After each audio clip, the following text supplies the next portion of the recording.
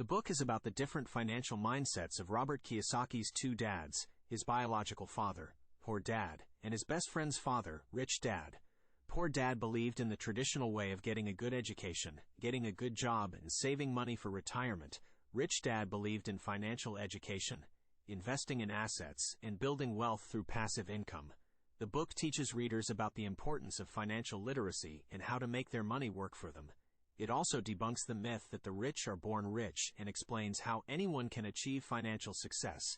Here are some of the key lessons from Rich Dad, Poor Dad. The rich make their money work for them. They invest in assets that generate income, such as real estate and businesses. This allows them to live off of their passive income and never have to work for money again. Financial education is your greatest asset. The more you know about money, the better equipped you will be to make sound financial decisions. Rich Dad encouraged his son to learn about investing and entrepreneurship at a young age. Know the difference between assets and liabilities.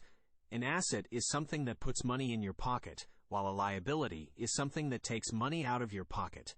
Rich Dad taught his son to focus on acquiring assets and avoiding liabilities. Don't be controlled by emotions. When it comes to money, it's important to make decisions based on logic and reason, not emotion. Rich Dad taught his son to avoid making investment decisions based on fear or greed. Work to acquire life skills, not for money. Rich Dad believed that the most important thing in life is to acquire skills that will allow you to create your own wealth.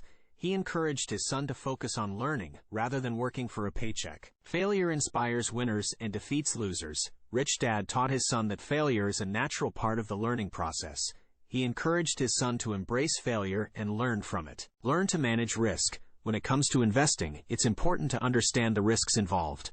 Rich Dad taught his son how to manage risk and make calculated investments. Mind your own business. Rich Dad believed that it's important to focus on your own financial goals and not worry about what others are doing.